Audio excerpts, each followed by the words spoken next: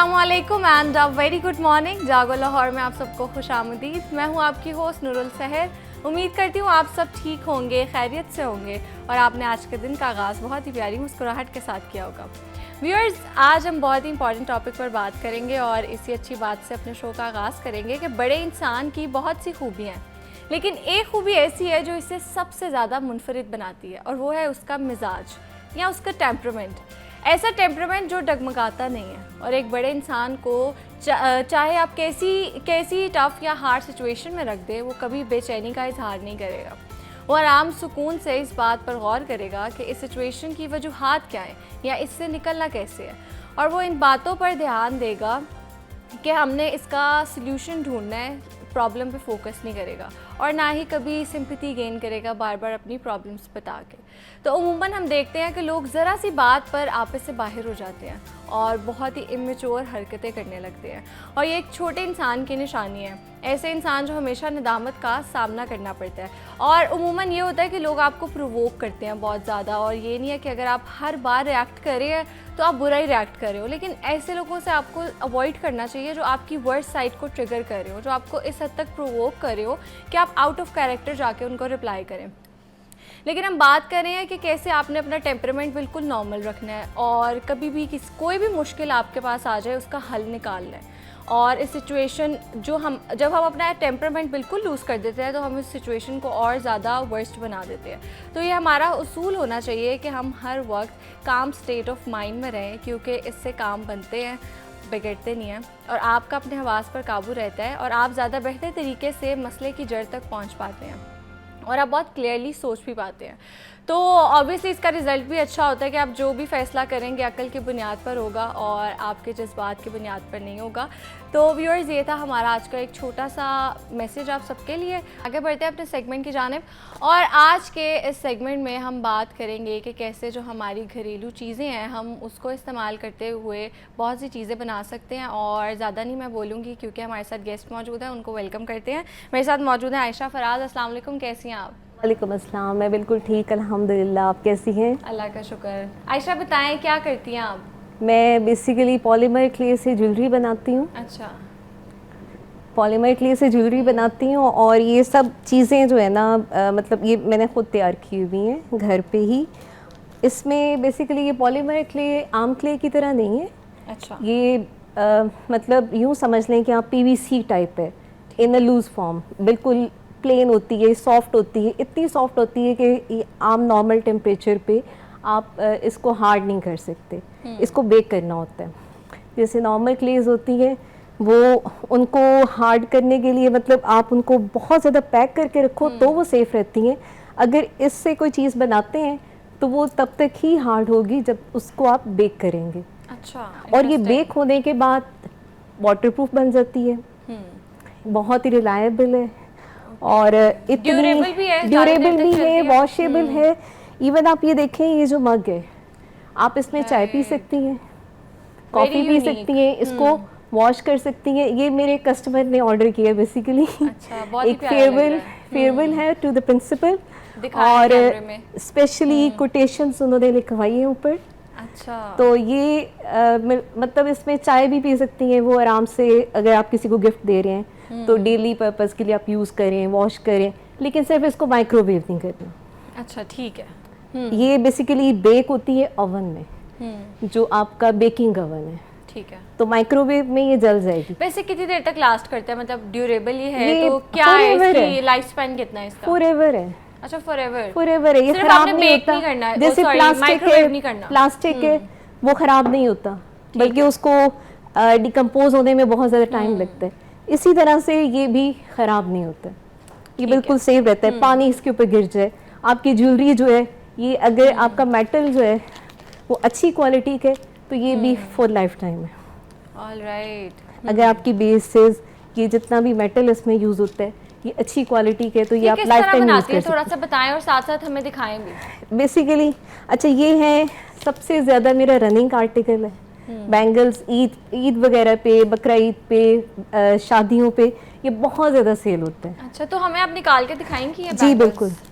और ये बैंगल्स भी बेसिकली बेक होती हैं और इसका जो मेटल है ना मतलब उसकी वजह से ये भी ड्यूरेबल है। आप ठीक इनको मतलब इसी तरह से पैक करके रख दें और यूज़ करें। ये डिफरेंट कलर्स में इसकी अच्छी क्वालिटी ये है कि आप अपने ड्रेसेस के साथ इसको कस्टमाइज़ करवा सकते हैं। बिल्कुल ऐसे ही है। और बहुत ही क्यूट लुक आती है। आप लोग साथ स्पेशली earrings भी अपने match ड्रेसेस करवा की सकते पिक्चर्स हैं। भेजते हैं और कहते हैं जी हमें इन ड्रेसेस के साथ कस्टमाइज़ करते हैं।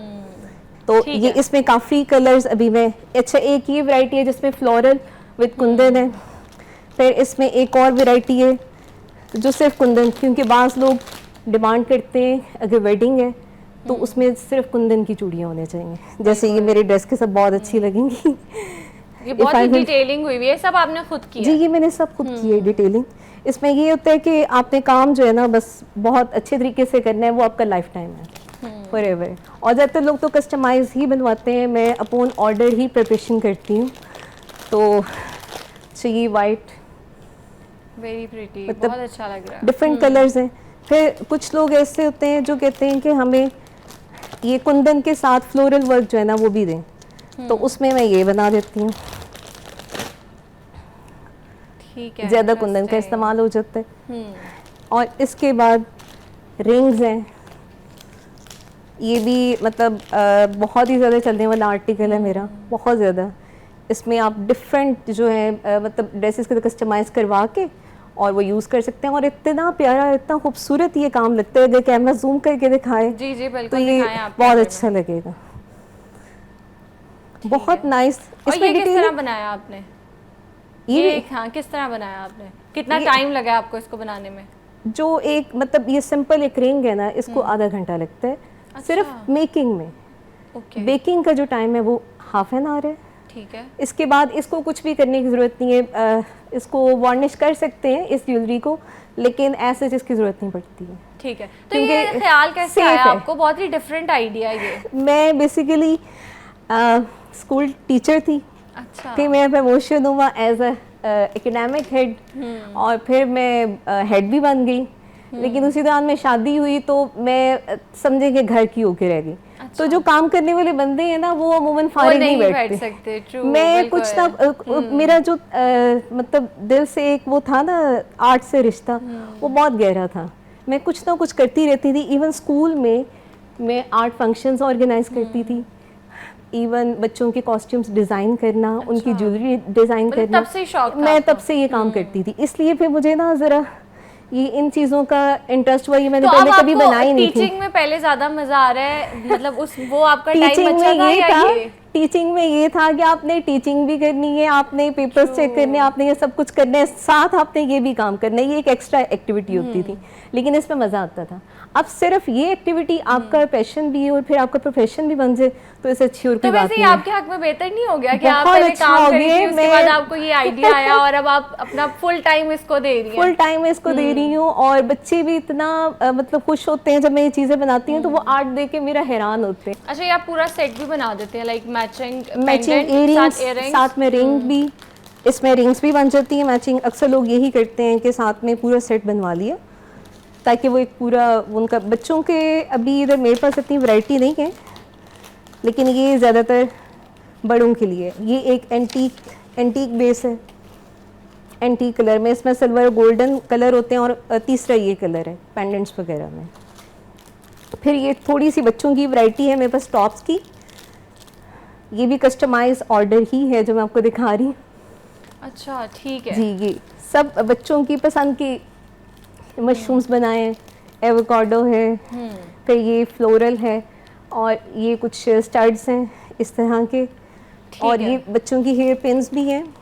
ओके, मतलब पूरा पैकेज है। जी, और ये एक है बंदी, उन्होंने मुझे गिफ्टिंग के लिए ऑर्डर की थी हिजाब पिन्स। अच्छा, ठीक है। तो ये हर एक दूसरे से डिफरेंट है, ठीक है। सबके डिफरेंट स्टाइल्स हैं।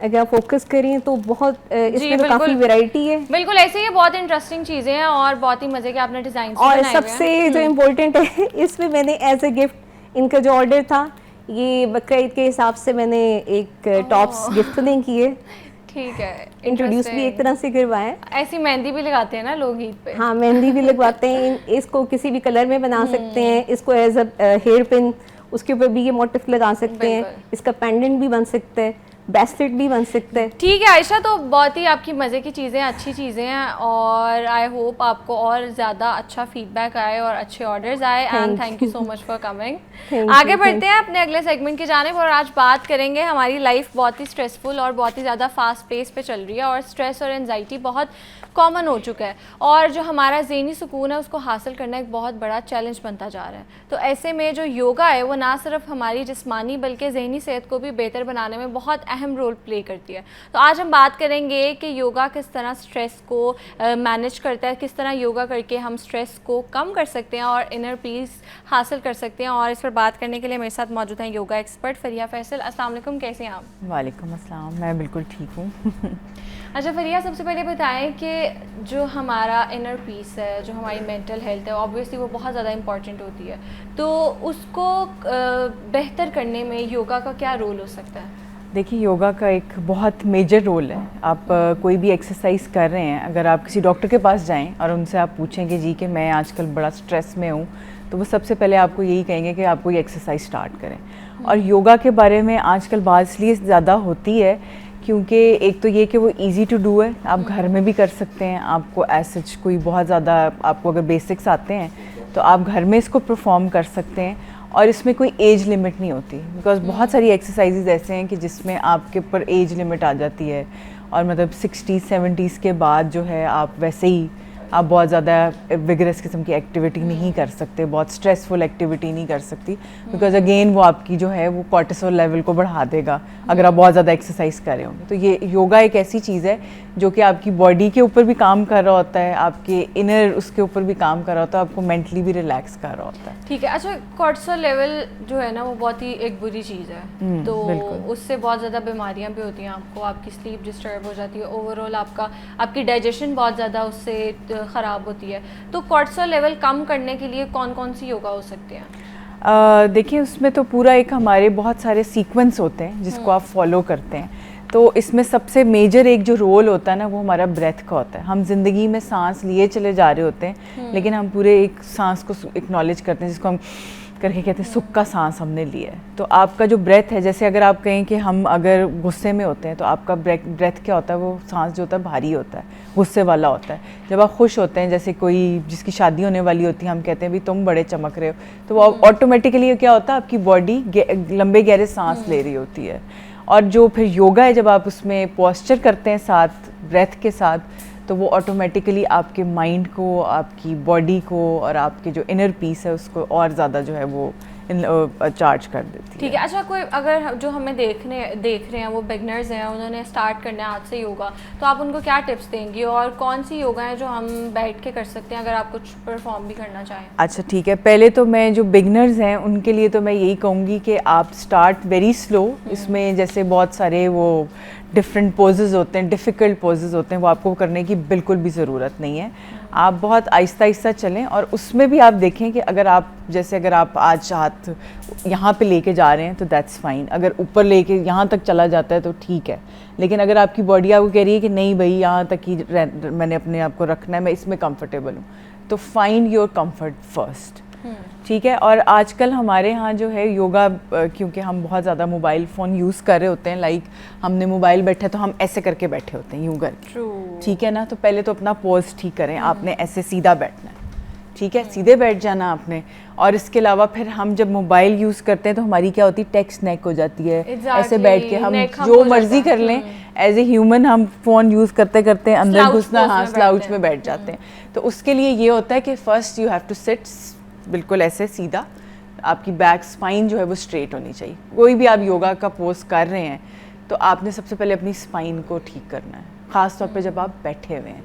तो उसके बाद जो है आपने पहले अपनी ये, क्योंकि हम बहुत ज़्यादा ऐसे स्लाउच करके बैठते हैं, तो हमने अपनी नेक को जितना हम पीछे लेके जा सकते हैं हमने लेके जाना है। हमारी लोअर बैक ऐसी रहेगी and we will go back like this, जितना आप स्ट्रेच कर सकते हैं अपनी नेक को, एंड देन कम बैक, ठीक है। और फिर एक और होता है कि हमारी नेक में हम सबसे ज़्यादा स्ट्रेस स्टोर करते हैं, तो right ear to the right shoulder होगा, ब्रीद इन करेंगे एंड ब्रीद आउट हम वापस आ जाएंगे, and left ear to the left shoulder, breathe in and come back into the centre, breathe out. फिर हम ऊपर देखेंगे, breathe in and breathe out, chin to the chest, breathe in and breathe out. और एक और बड़ा मज़े का होता है, यू इंटरलेस योर फिंगर्स और हम बैक ऑफ आवर नेक रखेंगे, वी ब्रीद इन, ये बहुत अच्छा है आपकी शोल्डर्स के लिए, and breathe out, breathe in and breathe out, breathe in and breathe out, breathe in and breathe out and relax। और कौन सी हम योगा कर सकते हैं? और जो है हम इसी में ही, बिकॉज हम सिंस हम ये उससे रिलेटेड बात कर रहे हैं, मोबाइल फ़ोन यूजेज और पोस्चर के उसके ऊपर, तो आज हम उसी के ऊपर बात करते हैं। तो हम इसमें एक बनाते हैं YLTW। So Y is like this, आपकी नेक्स बिल्कुल स्ट्रेट होनी चाहिए, आपके हाथ हैं, अभी मैं बैठ के कर रही हूँ लेकिन आप खड़े होके भी कर सकते हैं।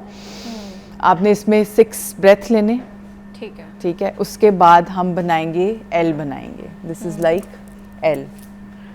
तो हम फिर अगेन 6 ब्रेथ लेंगे और फिर उसके बाद हम स्ट्रेट कर लेंगे, इसमें हम बनाएंगे T एंड फिर उसके बाद हम बिल्कुल हाथ साथ ले आएंगे NW। नेक आपकी थ्रू आउट जो है उसमें स्ट्रेट रहेगी। और 6 ब्रेथ हम इसमें भी करेंगे एंड फिर उसके बाद हम रिलैक्स कर जाएंगे। सो यस, सो ये एक और पोस्चर है हमारा जिसमें हम ये YLTW करते हैं और इससे आपकी जो बॉडी है, अगेन आपका अपर बॉडी का पोस्चर जो है वो ठीक होता है। ठीक है। अच्छा, स्ट्रेस के हवाले से बताएं और एंजाइटी, अक्सर लोगों को एंजाइटी अटैक या पैनिक अटैक आता है तो कुछ देर के लिए दे कैन नॉट ब्रीथ और उनको कुछ समझ नहीं आता और वो एकदम से ऐसे लगता है बिल्कुल जो सांस है ना वो फंस गया यहाँ पे और ऐसे लगता है कोई पत्थर यहाँ पर रख दिया। तो उस सिचुएशन में क्या करना चाहिए? देखिए, उसमें यही होता है कि एक तो ये कि आप सबसे पहले अपना एनवायरनमेंट चेंज करें, ठीक है, आप थोड़ी खुली हवा में जाएं।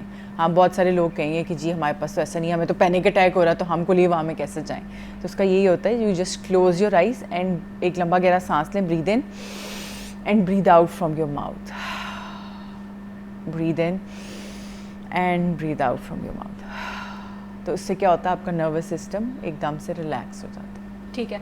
अच्छा, मतलब जब पैनिक अटैक आता है ना या एंजाइटी अटैक, ऑब्वियसली दोनों डिफरेंट है और उन दोनों में अच्छा खासा डिफरेंस होता है, लेकिन आप आइडेंटिफाई नहीं कर सकते। जिन लोगों को मसला है उन लोगों को तो समझ आ जाता है कि एंजाइटी अटैक है या पैनिक अटैक, लेकिन वैसे अगर हम देख रहे हैं जिन लोगों को नहीं पता वो आइडेंटिफाई नहीं कर सकते और आपकी बॉडी एकदम से बहुत ज़्यादा अनसेफ फील करने लग जाती है और आपको ऐसे मतलब बहुत ज़्यादा शिवरिंग होती है और आपको ऐसे लगता है दैट पता नहीं, आप बिल्कुल सेफ फील नहीं करते उस टाइम पे और आप क्लियरली सोच भी नहीं पा रहे होते और अक्सर बहुत ज़्यादा फ़ौरन आपको ना आंसू आने लग जाते हैं, even though you are not crying लेकिन आपको आंसू आने लग जाते हैं। तो ऑब्वियसली आप खुले उसमें जाएं, सांस लें। उसके अलावा कौन सी चीज़ें हैं जो हमें करनी चाहिए और योगा कौन सी, अगर किसी को कॉन्स्टेंटली ये मसला रहता है तो ऑब्वियसली सुबह उठ के उसको चाहिए कि वो योगा प्रैक्टिस करे, तो कौन कौन सी योगा करनी चाहिए? आप बेशक नाम बता दें। अच्छा, उसमें ये है कि योगा से ज़्यादा मैं यही कहूँगी कि हमारा एक प्रोग्राम होता है हैप्पीनेस कोर्स, आप उसमें रजिस्टर करें। उसमें हम आपको जो डिफरेंट आपकी जो लेयर है ना उसके ऊपर 7 लेयर्स ऑफ एग्जिस्टेंस उसके ऊपर बात करते हैं और उसमें योगा भी होता है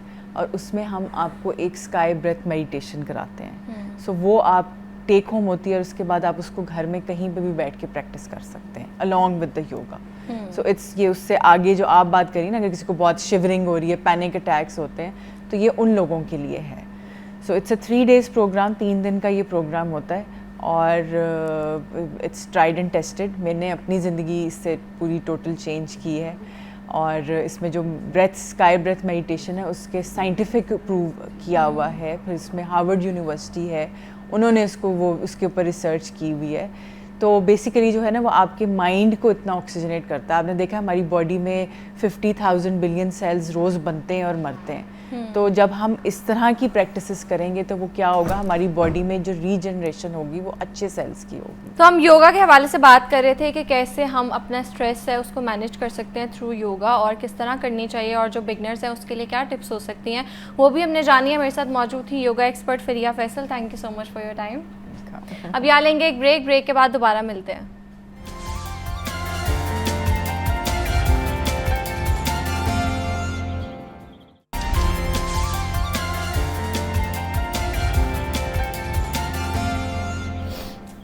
वेलकम बैक। आगे बढ़ते हैं अपने सेगमेंट के जाने पर। आज बात करेंगे कंफर्ट जोन के हवाले से। कंफर्ट जोन एक ऐसी ज़हनी हालत है जिसमें इंसान नए चैलेंजेस को कबूल करना छोड़ देता है और हम में से ज़्यादातर लोग एक ख़ास दायरे में ज़िंदगी गुजार रहे होते हैं। वही रोज़ाना की रूटीन, वही फ़ैसले, वही लोग और वही माहौल।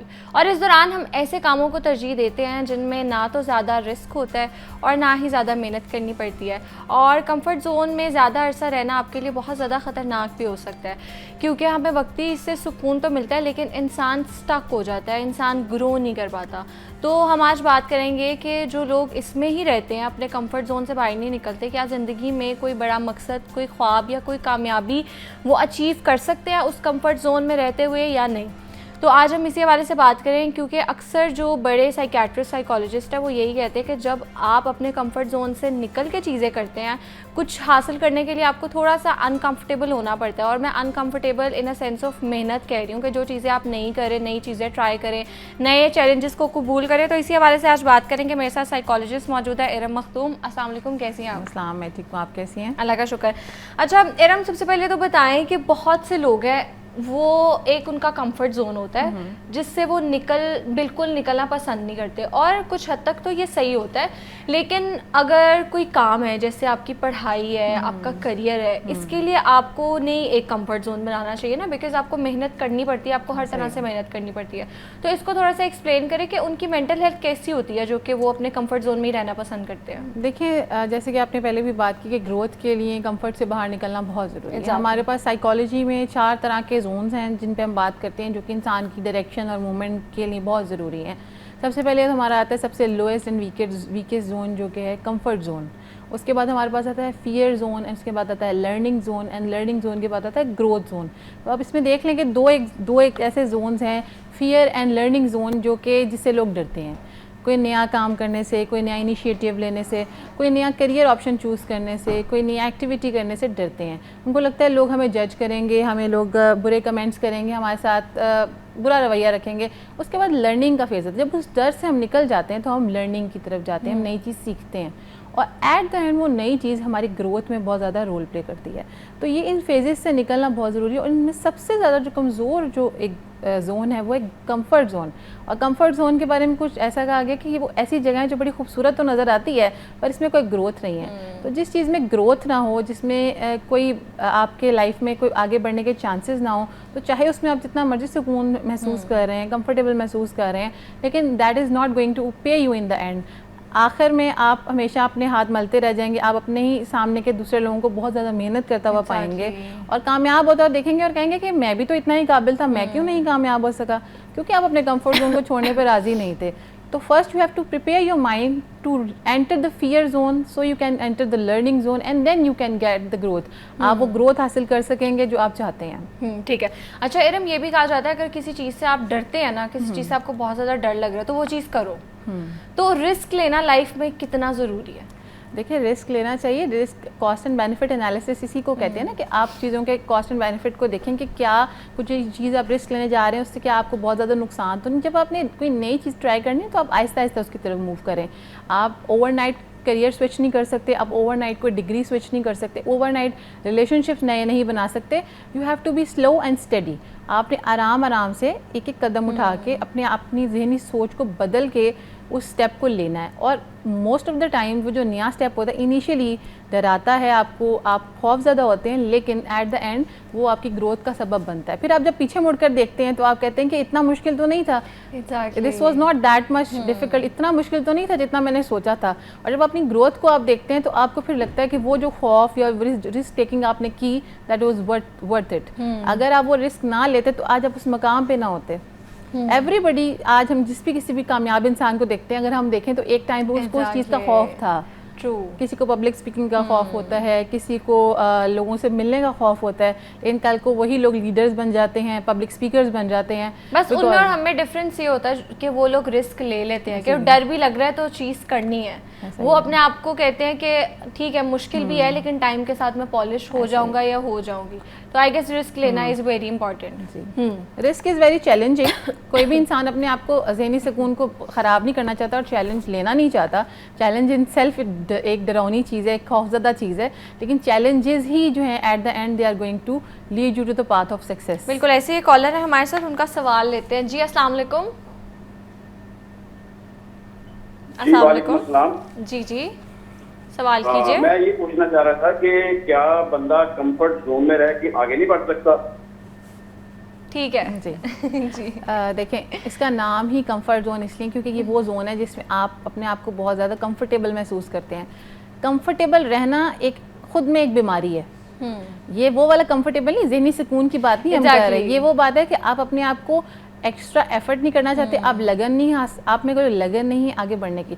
सपोज हम स्कूल की बात ले लें, एकेडमिक्स में अगर हम देखें, एक दर्जे से अगले दर्जे में जाने के लिए, एक क्लास से अगली क्लास में जाने के लिए बच्चे को वो टेस्ट क्लियर करना पड़ता है। चाहे उसको पेपर में बैठने में शदीद खौफ का सामना करना पड़े, उसको मिड टर्म फाइनल टर्म देने में डर लगे, लेकिन जब वो क्लियर करता है तो अगले लेवल पर जाता है और ज़िंदगी में इसी तरह प्रोग्रेशन। और कंफर्ट जोन हमने पहले भी क्लियर किया, हम मेंटल हेल्थ की बात नहीं करें, हम कंफर्ट जोन ये बात करें कि कभी कभी आप ग्रो नहीं करते, आप एक दायरे में खुद को स्टक कर लेते हैं और आप बस कहते हैं मैंने इससे निकलना ही नहीं है। तो जब तक आप उससे निकलेंगे नहीं, आप आगे नहीं बढ़ेंगे। जैसे कि अभी इरम ने बात की है कि अगर आपको 1 क्लास से 2 क्लास में जाना है तो आपको जो प्रेप क्लास में पेपर आया तो उससे ज़्यादा मुश्किल आएगा, आपने उसकी तैयारी करनी है तो आपने अगले स्टेप पे जाना है। तो हम in terms of growth, education, इस चीज़ में बात करें। बिल्कुल ऐसा ही देखें, ये comfort zone is not about आप अपने आप को मेंटली अनकंफर्टेबल कर लें, इट्स अबाउट आप अपने आप को फिजिकली चैलेंज करें, अपनी जो मेंटल आपकी एक्सर्शन है उसको बढ़ाएं और exertion in a positive way बढ़ाएं। क्योंकि जब भी इंसान वो काम करता है जो सोचता है मैं कभी नहीं कर पाऊंगा और जब वो कर लेता है तो उसको अपनी सेल्फ वर्थ का एहसास होता है, उसकी सेल्फ एफिकेसी इंक्रीज होती है, उसकी सेल्फ इस्टीम बढ़ती है। और एक कॉन्सेप्ट है सेल्फ एक्चुअलाइजेशन। इंसान अपनी ऑप्टिमल सेल्फ को हासिल ही नहीं कर सकता अगर वो रिस्क नहीं लेगा, चैलेंजेस नहीं लेगा और एक ही दायरे में जिसमें वो पैदा हो उसी में जो है वो फना हो जाए, तो इसका कोई फ़ायदा नहीं। आपने उस दायरे से बाहर निकलना है, आपने नई चीज़ें, नए रोल्स को एक्सप्लोर करना है। जैसे कि एक मदर जब एक नए रोल में जाती है तो अगर वो कहे जी मुझे तो डर लगता है बच्चा संभालने से, तो she can not be a good mother. उसको उस रोल में अपने आप को कंफर्ट जोन से निकालना पड़ता है, रातें जागनी पड़ती हैं, दिन बच्चे के पीछे लगाना पड़ता है, फिर जाके वो बच्चा कहीं ना कहीं। और आपने बड़ी इंटरेस्टिंग बात की कि आप खुद को चैलेंज दें कि आपने अगर इस महीने में आप एक टास्क बनाए कि ये चीज़ें करनी है, चले महीने में ना करें, 6 महीने में, साल में आप लिख के रखें कि ये चीज़ें करनी है। ऑब्वियसली वो आप कंफर्ट जोन में या बेड पे लेटे लेटे तो नहीं कर सकते। अच्छा, तो हम ये बताएं कि जो लोग कंफर्ट जोन से बिल्कुल ही नहीं निकलना चाहते, क्योंकि मुझे लगता है टेम्परेरी ऐसा टाइम आता है इंसान पे कि वो थोड़ी अरसे के लिए आइसोलेट हो जाता है, बिल्कुल अपने कंफर्ट जोन को प्रेफर करता है। लेकिन जो लोग परमानेंटली इसमें स्टक रहते हैं, क्या इसके पीछे कोई चाइल्डहुड ट्रॉमा हो सकता है या पेरेंटिंग का कोई रोल? पेरेंटिंग का बहुत ज़्यादा रोल हो सकता है। पेरेंटिंग जो है ना अक्सर बच्चों को हैंडीकैप कर देती है, मेंटली हैंडीकैप कर देती है इन अ वे कि हर चीज़ हम कर देते हैं, हर चीज़ में हम आपको सहूलत प्रोवाइड कर देते हैं। अगर आप छोटे बच्चे को भी देखें, एक उसके सामने खाने की चीज़ पड़ी है और आप उसके मुंह में स्पून फीडिंग कर रहे हैं, तो वो उस कंफर्ट जोन में ही रहेगा कि मेरी माँ मुझे फीड कर रही है तो मैं क्यों चम्मच उठाऊँ और मैं क्यों ये एफर्ट करूँ। लेकिन कपड़े पहनने हैं उसमें आप उसको हेल्प करें, आप हर चीज़ में बच्चे को हेल्प करें। एक स्टेज आती है जहाँ आप बच्चे को अलाउ करते हैं कि वो ये चीज़ करे। तो एक बच्चा जो बचपन से ही डिपेंडेंट है तो वो कहेगा मैं जी कंफर्ट जोन में रहूँ, मुझे मेरे पेरेंट्स ही तैयार खाना दें, तैयार कपड़े मुझे मिल जाएं अलमारियों में, तो वो अपने कंफर्ट जोन से बाहर नहीं निकल सकता। जब वो अपने घर में ही कंफर्ट जोन से बाहर नहीं निकल रहा तो फिर वो अपने दफ्तर में, रिलेशनशिप्स में कैसे कंफर्ट जोन से बाहर निकलेगा। तो इसमें पेरेंटिंग का बहुत ज़्यादा इंपॉर्टेंट रोल है कि अगर पेरेंट्स आपको बचपन में कुछ चीज़ें एक्सप्लोर करने देते हैं, आप में अपना कॉन्फिडेंस का इजहार करते हैं, तभी आप एक हेल्दी इंडिपेंडेंट इंडिविजुअल में, एडल्ट में कन्वर्ट होते हैं जो कि चैलेंजेस को एक्सेप्ट करता है और नई चीज़ों में उसको करने में मज़ा आता है, बल्कि खौफ का एहसास नहीं होता। यही तो बात है कि हमने अपने माइंड को कैसे रिफ्रेम करना है, हमने इसमें एक्साइटमेंट तलाश करनी है। We have to turn our fears into anxieties और फियर्स को अपने टर्न करना है एक्साइटमेंट में। हमने कहना है ये जब हम एड्रेनलिन रश होता है ना, हमारा दिल धड़कता है, घबराते हैं, तो हमने कहना है ये एक्साइटमेंट की वजह से हो रहा है, this is because of excitement. जब हम कोई नई चीज़ करते हैं तभी तो हम एक्साइटेड होते हैं ना। तो हमने अपने सोच को तब्दील करना है, अपनी सोच को मस्बत करना है, मनफी नहीं करना। हमने ये नहीं सोचना कि हम घबरा जाएंगे, हम परेशान हो जाएंगे या हम कैसे करेंगे। हमने अपने आप को बताना है कि this is exciting and this is going to lead me to something new, जो मुझे नहीं पता थी और आप यकीन रखें कि आप बहुत इंजॉय करेंगे अगर आप नए रास्ते और नए मंजिलें चैलेंजेस को एक्सेप्ट करते हैं तो। एग्जैक्टली बिल्कुल ऐसे ही है। बहुत ही इंटरेस्टिंग बातें की हमने, उम्मीद करते हैं आपको समझ आ गई हो। और अगर आपने अपनी ज़ात पर कोई लिमिटिंग बिलीव्स लगाए हुए हैं कि मैं ये नहीं कर सकती या मैं नहीं कर सकता, तो उसको चेंज करके कहें ये मैं कर सकता हूँ। और एक दफ़ा वो चीज़ करके देखें, 2-3 साल बाद आप पीछे मुड़ के देखेंगे तो आप हंसेंगे कि भाई मैंने अपने ऊपर कितनी वो लगाई हुई थी कि मैं नहीं कर सकता। और हम कंफर्ट जोन से रिलेटेड बात कर रहे थे, मेरे साथ मौजूद थी Iram Makhdoom. Thank you so much for your time. आगे बढ़ते हैं अपने सेगमेंट की जानिब और आज हम बात करेंगे उस चीज़ की जो बगैर कुछ कहे भी बहुत कुछ कह जाती है, यानी हमारी ड्रेसिंग, हमारी बॉडी लैंग्वेज और कम्युनिकेशन। ख़ास तौर पर कॉर्पोरेट लाइफ और प्रोबेशन पीरियड में आपका अंदाज़, कॉन्फिडेंस और प्रेजेंटेशन ना सिर्फ आपकी पर्सनालिटी बल्कि आपकी प्रोफेशनल इमेज को भी रिप्रेजेंट करती है। तो आज हम इसी हवाले से बात करेंगे। मेरे साथ मौजूद हैं international wardrobe consultant Hamid Saeed. अस्सलाम वालेकुम, कैसे हैं आप? वालेकुम सलाम, आई एम डूइंग गुड। आप सुनाइए कैसे? अल्लाह का शुक्र। अच्छा हामिद साहब, सबसे पहले तो बताएं कि जो ड्रेसिंग सेंस है या कपड़ों की नफ्सियात, ये क्या होता है? देखिए, कपड़ों की पूरी साइकोलॉजी है, पूरी साइंस है। यू नो, ड्रेसिंग में हमेशा कहता हूँ कि it's not fashion, it's not trend, actually it's full science. तो इस साइंस को समझने की सबसे पहले ये है कि मुझे नॉन वर्बली, आपने कहा ना क्या कपड़े क्या मैसेज देने चाहिए, नॉन वर्बली बंदे को क्या मैसेज यू नो उसके लिबास से, उसकी शख्सियत से पहचाना जाता है ऑब्वियसली। तो उसमें नॉन वर्बली मैसेजेस हमें क्या देने हैं। अगर हमें पता ही नहीं कि हमने मैसेज क्या देने हैं तो फिर हम वो मैसेज कैसे ऑर्केस्ट्रेट कर सकते हैं। तो उसमें जो प्रोफेशनल लोग हैं, बहुत ज़रूरी है कि वो उनमें पावर लगे, अथॉरिटी लगे, उनमें कॉन्फिडेंस लगे, उनमें ये लगे कि you know they carry some weight. कुछ लोग होते हैं ना कि उनकी प्रेजेंस बड़ी वीक होती है, they very qualified, they very you know जिसे कहते हैं टॉप ऑफ द गेम पे हैं, लेकिन उनकी लोग ज़्यादा सुनते नहीं हैं। उसकी वजह ये होती है कि उनकी प्रेजेंस बड़ी वीक होती है, उनकी पर्सनैलिटी फिजिकली बात नहीं कर रहा, लेकिन you know the way they put together themselves. तो और सिर्फ ड्रेसिंग की वजह से नहीं, उनकी बॉडी लैंग्वेज भी बहुत ज़्यादा डल होती है। जी बिल्कुल, बॉडी लैंग्वेज जो अच्छा, मेरा इसमें मानना ये है कि जो ही आप अच्छी ड्रेसिंग करेंगे ना, आपकी बॉडी लैंग्वेज ऑटोमेटिकली ठीक हो जाएगी। फॉर एग्जांपल, अभी मैंने सूट पहना हुआ है, ठीक है, 2 पीस उसके पैंट कोट पहना है, तो आप देखिए कि इसके साथ एकदम से बॉडी लैंग्वेज ये होती है कि शोल्डर पीछे चले जाते हैं, चेस्ट थोड़ी तरह ओपन हो जाती है, आपके पीछे बैक भी क्लियर हो जाती है, आप यू नो एक आपका पॉस्चर बड़ा ज़बरदस्त हो जाता है। अच्छा, ये स्ट्रक्चर्ड गारमेंट है, तो स्ट्रक्चर्ड गारमेंट में फौरी तौर पे आप ये फील करना शुरू करते हैं and your body respond to that. अच्छा, यही आप कैजुअल हो जाए तो कैजुअल में ऐसे हो जाता है बंदा, और इसे करके हो जाता है स्लाउची हो जाता है। कई दफ़ा देखा कैजुअल बंदे से बात करते हुए पहले ऐसे बात करता होता है, फिर ऐसे हो जाता है, फिर ऐसे होता है, फिर लेट ही जाता है। तो मैं ये कहूँगा कि ड्रेसिंग का बहुत ह्यूज पार्ट है आपकी पॉस्चर के साथ। देखिए, 3-4 चीज़ें बड़ी इंपॉर्टेंट हैं प्रेजेंस के लिए, स्ट्रॉन्ग प्रेजेंस के लिए। एक तो आपकी अपीयरेंस है, ठीक है, दूसरा आपका पॉस्चर है, तीसरा आपका माइंडसेट है। माइंडसेट बड़ा इंपॉर्टेंट है कि देखें, मैं अपने अंदर से ही मैं you know I am not confident and I feel like you know I am not gonna perform, या मेरा कोई पर्पज़ ही नहीं है लाइफ में, या मेरा कोई एजेंडा ही नहीं है। तो जब यहाँ से वीक होते हैं, रिगार्डलेस कि आप जितना मर्जी बाहर से स्ट्रॉन्ग हो जाए, I mean it's not gonna come through. मैं इसीलिए हमेशा कहता हूँ कि आपको ऑथेंटिक लगना चाहिए अंदर से जो है। अगर आपके अंदर कोई कॉन्फिडेंस की कमी है, अंदर आपकी सेल्फ स्टीम की कमी है, तो यकीन करें कि ये भी nobody is born with this, you have to work on it ना। जैसे आपने आपको टेम करना है, आपको ट्रेंड करना है कि नहीं I can do this, I can do this, I can do this. उसके बाद वो आपकी जो है, जब माइंड सेट आपका ऐसा बनता है, जैसे माइंड सेट आपने किसी मीटिंग में जाना है तो आप सोचती हैं कि अच्छा मैं वहाँ जाऊँगी, यू नो आपका सारा वो मेंटल विजुअलाइजेशन है। मुझे एक एग्जांपल याद आ गई, जब अमेरिका में था तो मेरे साथ एक खातून थी, तो उन्होंने ना ऐसे हम जा रहे थे इकट्ठे मीटिंग करनी थी, तो there was like 40 miles away. तो मैंने उससे पूछा, मैंने कहा may I ask you something. मैं वो ड्राइव कर रहा था, वो साथ में बैठी थी, तो वो कहती ऐसे मुझे कर दिया। अच्छा, मैंने कहा अच्छा चलो ठीक है। थोड़ी देर बाद फिर मैंने कहा मैं मे आई आस्क यू समथिंग, तो उसने कहा कि सिर्फ शी कर दिया। तीसरी दफ़ा तीसरी दफ़ा उसने शी कर दिया, चुप कर जाओ। तो उसके बाद ना फाइनली मुझे कहती okay so you want to say something, what is it, American थी। तो मैंने कहा अच्छा, मैंने कहा forget about what I want to ask you. मैंने कहा शी क्या था, what is she thing, you know, मतलब I want to ask you something she. तो कहती कुछ नहीं। वो मतलब मेंटली विजुअलाइज कर रही थी मीटिंग का। तो मैंने कहा अच्छा, वो हम दोनों इकट्ठे वार्डरोब में थे, इसी बिजनेस में थे। तो मैंने कहा अच्छा क्या तुम वही विजुअलाइज कर रही थी, मुझे बता सकती है? उसने कहा हाँ बताती हूँ विजुअलाइज क्या कर रही थी।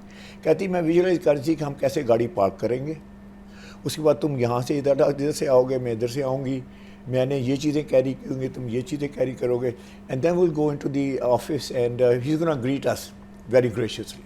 मैं कहा हाउ डू यू नो? कहती वॉच। मैंने सारा ये मेंटली देखा है कि उसने, कहती उसके बाद हमने उसके डिस्कशन की है, उसके वार्डरोब के बारे में डिस्कशन किया है। उसने कहा कि मैंने एक ही सूट खरीदना है, क्योंकि एक ही सूट, तो मैंने उसे बताया कि नहीं एक्चुअली यू नीड 4 सूट्स, आपने इस ओकेजन के लिए, इस ओकेजन के लिए, इस ओकेजन के लिए, and then we propose 4 suits and you went for it, shirts दी और साथ में टाई। मैं कहा यू सॉ दिस? कहती हाँ, not only I saw this, मैंने ये भी देखा कि अब वो अपने उसने क्रेडिट कार्ड निकाला है, वो पेमेंट कर रहा है। उसके बाद मैंने कहा उसके बाद तुमने क्या देखा? कहती उसके बाद हमने देखा है, मैंने देखा है कि वो ना ग्रेशियसली वो हमें गुड बाय कह रहा है एंड कहता है कि you nice seeing you and all this. मैंने कहा ऐसे होगा? कहती देख लेना ऐसे ही होगा। एग्जैक्टली नूर ऐसे ही हुआ। एग्जैक्टली, तो पावर अब ऑफ देख, हाँ ये है विजुअलाइजेशन। माइंडसेट की बात। बेशुमार हो जाते हैं ना, देर नॉट श्योर कि अच्छा जाऊँगा, पता नहीं वो मुझसे बाय करेगा नहीं करेगा, मेरी बात सुनेगा नहीं सुनेगा, या सुनेगी नहीं सुनेगी, तो हम अपने माइंड में गेम हार के जाते हैं। Exactly, true. तो ये है माइंडसेट की बात। मैं कहता हूँ जितनी मर्जी अच्छी अपीयरेंस कर ले आप, मतलब यू नो, आप मेरे साथ कोई भी बंदा आ जाए तो you know I can transform them, you know that right. तो मतलब यहाँ से वो इसे हो जाएगा, लेकिन अगर उसके पास उसकी पॉस्चर उसका राइट नहीं है, उसका माइंडसेट नहीं है, believe it not I can not help them that much. तो ये मेंटल विजुअलाइजेशन जो है वो इंतहाई इंपॉर्टेंट है, वो आपको साइक अप करती है। तो ड्रेसिंग जो है वो ये एक आपका समझ लें कि मार्केटिंग टूल है। ट्रू। अच्छा, मार्केटिंग टूल मैं इसलिए कहता हूँ कि देखें, अगर जहाँ भी जा रहे हैं, देखिए आप बाहर तैयार व्यार होकर निकले हैं, तो ऐसे तो आप पार्क में तो नहीं जा रहे ना, अगर आप बाकायदा ड्रेस्ड अप हैं, यू हैव अ पर्पस ना, कोई मीटिंग में जा रहे हैं, कोई आप सेल्स कॉल पे जा रहे हैं, या आपकी कोई कॉन्सेप्ट की मीटिंग है, तो आप एक्चुअली कुछ सेल करने जा रहे हैं, राइट। तो जो आपकी ड्रेसिंग उस दिन की है, if it doesn't help you to sell whatever that you are trying to sell, then that dressing is not good. तो आपने ये देखना है किससे मैंने, किसको मिलना है, किससे मैंने इंटरेक्ट करना है। ये मीटिंग जो है, क्या ये पावर मीटिंग है, ये बिज़नेस कैजुअल मीटिंग है, ये कैजुअल मीटिंग है, ये मैं कंट्री क्लब में जा रहा हूँ किसी मिलने के लिए, लंच पे जा रहा हूँ। तो जब तक आपको इंटरेक्शन का नहीं पता, उस वक्त तक आप अपने लिबास जो है ना वो सही से चूज़ नहीं कर सकते। मैं यकीन कर KP से लेकर कराची तक बात करता हूँ, इस dialogue, I open this dialogue nationally. जहाँ भी मैं गया हूँ ना, तो मैंने उसमें से कुछ लोगों को चूज़ करके मैंने उनसे पूछा कि ये आज जो आपने ड्रेस पहना हुआ है, ये बताएंगे आपने क्यों पहना हुआ है? तो पता है मुझे क्या आंसर मिलता है हर जगह पे, व्हाट डू यू मीन क्यों पहना हुआ है? आई liked it, I wore it, I liked it, I bore it. कोई और आंसर नहीं है किसी एक बंदे ने, हालांकि सारा मेरा जितना भी ऑडियंस है सारा इंटेलिजेंस ही है पाकिस्तान का, तो एक बंदे ने मुझे ये नहीं कहा कि ये जो मैं कलर पहन के आऊँ, ये मैं टाई लगा के आऊँ, ये मैं शर्ट पहन के आऊँ, या मैं ये कैजुअल पहन के आऊँ, व्हाटएवर इट इज, ये मैसेज देता है, and I need to deliver that message. I haven't really found even one person. बिल्कुल। अच्छा हम इसका सब फिर कॉर्पोरेट एक चीज़ जो, क्योंकि आज का हमारा टॉपिक भी ये है, बहुत से लोग हमें देख भी रहे होंगे कॉर्पोरेट कल्चर में, स्पेशली जो आपके पहले 6 मंथ्स या पहले 3 मंथ्स जो प्रोबेशन पीरियड है, उसमें आप कैसे अपने पर्सनल स्टाइल और अपने प्रोफेशनल लुक दोनों को बैलेंस करके चल सकते हैं, और आपकी कामयाबी का आपके ड्रेसिंग सेंस पे, मतलब इन दोनों का आपस में ताल्लुक क्या है? ठीक है, सबसे पहली बात है इंटरव्यू पे सारा कोई पता चल जाता है। अच्छा, एक बंदा लेट्स से फॉर एग्जांपल बड़ा सूटेड बूटेड होकर जाता है इंटरव्यू के ऊपर, ठीक है ना, इम्प्रेस भी कर देता है, लेट्स से राइट कपड़े पहन के जाता है, जॉब भी मिल जाती है। अच्छा, जो ही उसको actually he comes to work, अब वो आ जाता है अपने ट्रू कलर्स में, ठीक है ना, वही जो यू नो रेगुलर चलता है वही पहन के आता है। तो जो वहाँ की जो मैनेजमेंट है वो पता है क्या सोचती है कि यार ये वी आर डिसीव्ड हियर ना, तो ये आया तो इस तरीके से था, एंड लुक एट दिस, मतलब जॉब तो आफ्टर कोई मैनेजमेंट की जॉब है, ये कोई अच्छी जॉब है। तो मैं ये कहता हूँ कि सबसे बड़ी गलती ये है कि आप जो जाएँ बड़ा तैयार होकर अच्छी तरीके से, let's say for example you get to know के मैंने सूट पहनना है, कौन से कलर का पहनना है, मैंने नेवी पहनना है, मैंने नेवी ब्लेजर पहन के जाना है, मैंने साथ में नाइस कॉम्बिनेशन करके जाना, नाइस शूज, तो यू गेट द जॉब। तो मैं हमेशा ये कहता हूँ कि देखें, एक बात तो ये कि जब आप जाएँ जॉब लेने के लिए 2 लेवल अबव की ड्रेसिंग करके जाएँ। मतलब है कि मैं उसके बाद जो मेरी प्रमोशन होगी ये कहाँ होगी, उसके बाद उसकी प्रमोशन कहाँ होगी, उस प्रमोशन के हिसाब से आप जाएं। उसकी वजह ये है कि जो कंपनीज हैं they want to invest in you. Companies ने, उनका ये नहीं कि एक बंदे को हायर करो उसको फायर कर दो, हायर करो उसको फायर कर दो, वो उन्होंने इन्वेस्टमेंट करी। इसका मतलब उन्होंने आपको ट्रेन करना है, उन्होंने they are you know gonna tell you their procedures and they gonna get you you know get into the company and everything. वो चाहते हैं कि आप लीडर हों, कल को आप कोई चीज़ लेके चलें, आप यू नो एक यू नो जैसे टीम को लेके चलें। तो they are hiring leaders. Exactly, बिल्कुल ऐसे ही है। बहुत ही इंटरेस्टिंग आज हमने बातें की हैं और ड्रेसिंग के हवाले से आमिद साहब ने बहुत हमें अच्छी टिप्स दी हैं, स्पेशली कॉर्पोरेट कल्चर में हम कैसे प्रोफेशनल लग सकते हैं और सक्सेसफुल लग सकते हैं, और सक्सेसफुल लगने में ड्रेसिंग का कितना अहम रोल है, इस हवाले से भी हमने बात की। मेरे साथ मौजूद हैं international wardrobe consultant Hamid Saeed. Thank you so much for your time. बहुत बहुत शुक्रिया। अब यहाँ लेंगे एक ब्रेक के बाद दोबारा मिलते हैं।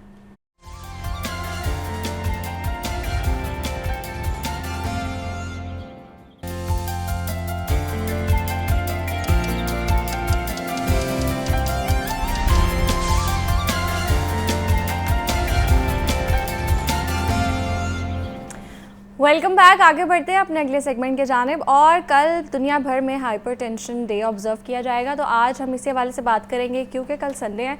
और आज हम बात करेंगे कि हाई ब्लड प्रेशर दिल की सेहत और ज़हनी और जिस्मानी फ़िटनेस की अहमियत पर कैसे असरअंदाज होता है। और तेज़ रफ्तार हमारी ज़िंदगी हो चुकी है, बहुत ही फास्ट पेस, और बहुत ज़्यादा लोगों को एंजाइटी रहने लगी है, स्ट्रेस रहने लगी है, और जिससे हार्ट अटैक्स की जो शरह है उसमें भी बहुत हद तक इजाफा हो रहा है। तो आज हम इसी बारे से बात करेंगे। मेरे साथ मौजूद है general physician doctor Tariq Mahmood. अस्सलाम वालेकुम, कैसे हैं आप? बिल्कुल ठीक। अच्छा डॉक्टर साहब, सबसे पहले बताएं कि हाइपरटेंशन क्या होता है, इसको कैसे डिफ़ाइन करेंगे आप? जी, बिस्मिल्लाहिर्रहमानिर्रहीम। ब्लड प्रेशर बेसिकली जो खून की नालियों के अंदर जो ब्लड का दबाव होता है, जो कि ब्लड वेसल की वॉल्स के ऊपर प्रेशर डाल रहा होता है, तो इसका एक फार्मूला है कि blood pressure is equal to heart rate into peripheral resistance. Peripheral resistance क्या है कि आपकी नालियाँ कितनी खून की सख्त है, उनमें कोलेस्ट्रॉल जम गया है, वो बहुत ज़्यादा। बेसिकली क्या है कि 8 मेटाबॉलिक डिजीज़ हैं जो हमारे लाइफस्टाइल से रिलेटेड हैं, जिसमें डायबिटीज़ हो गया, ब्लड प्रेशर हो गया, हार्ट डिजीज़ होगी, फिर ब्रेन की बीमारियां, किडनी की, तो मोटापा और फैटी लिवर, ये सारी हमारी ना लाइफस्टाइल से रिलेटेड है। ठीक है जी। जब हम ऐसा खाना खाएंगे जो कि हमारे आबाओ अजदाद नहीं खाते थे, फास्ट फूड आ गया, फिज़ी ड्रिंक्स आ गई, नान, चावल, आलू, चीनी, ये वो हैं जो कि रिफाइंड कार्बोहाइड्रेट्स हैं, जिनकी वजह से हमारे अंदर कोलेस्ट्रॉल बढ़ेगा, और वो फिर जाके फिर हमारी आदत ये है कि हम एक्सरसाइज नहीं करते, हमारी स्लीप प्रॉपर नहीं है 7 से 8 घंटे की, और उसके बाद स्ट्रेस लाइफ में बहुत ज़्यादा है। तो ये सारी चीज़ें मिल के हमारी खून की नालियों को सख्त करती जाती हैं। तो जब आपको स्ट्रेस होगा, आपका हार्ट रेट बढ़ेगा, तो लिहाजा ये दोनों को अगर मल्टीप्लाई करें तो वो होता है ब्लड प्रेशर। एक नॉर्मल ब्लड प्रेशर बहुत ज़रूरी है, जो कि यूजली 120/80 ऑन द एवरेज, लेकिन ये है कि यंगस्टर लोगों में इससे कम भी हो सकता है, वो भी उनके लिए नॉर्मल है, ये बताना भी बड़ा ज़रूरी है। मतलब आप जो टीनेजर हैं उनमें 90/60 पे अगर है तो लोग उसको कहते हैं जी बड़ा लो ब्लड प्रेशर है, उनके लिए वो नॉर्मल है। लेकिन ये कि जो एज एडवांस करती है, आपकी खून की नालियाँ सख्त होती जाती हैं, तो आपका बीपी बढ़ता जाता है। ठीक है जी। तो हमने देखना है कि ऑन दी एवरेज कितना ब्लड प्रेशर जो है वो ठीक है।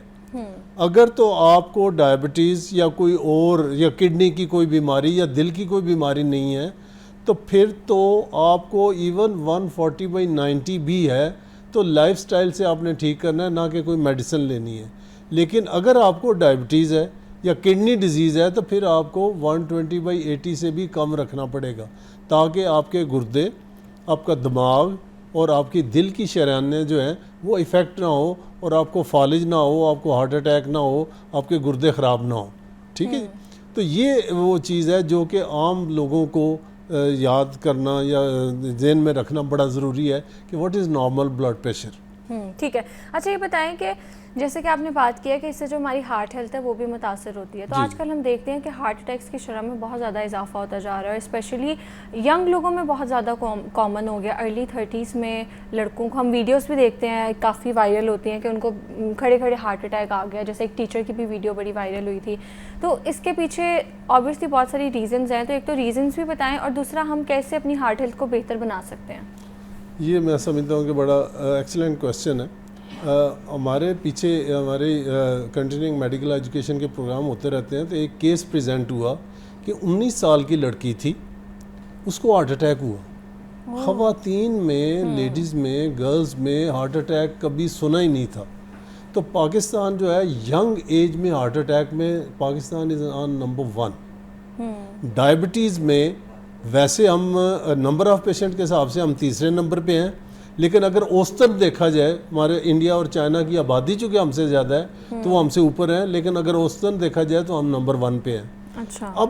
अब आपने देखना है कि आपने हार्ट हेल्थ के बारे में कहा, तो जैसे मैंने कहा कि 8 बीमारियां हैं जिनमें हार्ट भी है, ब्रेन भी है, आपका लिवर है, फैटी लिवर हो जाता है, पीसीओज और ख़वातीन में हो जाते हैं। तो ये सारी बीमारियां जो है ये किस चीज़ से इनका मंबा एक ही है। ठीक है जी। अब होता क्या है कि हमने लाइफस्टाइल क्या चेंज किया कि हमने जो नॉर्मल डाइट थी उसकी बजाय हमने रिफाइंड कार्ब्स लेने शुरू कर दिए। ठीक है जी। फिर हमने दूसरा क्या किया कि हमने चलना फिरना छोड़ दिया।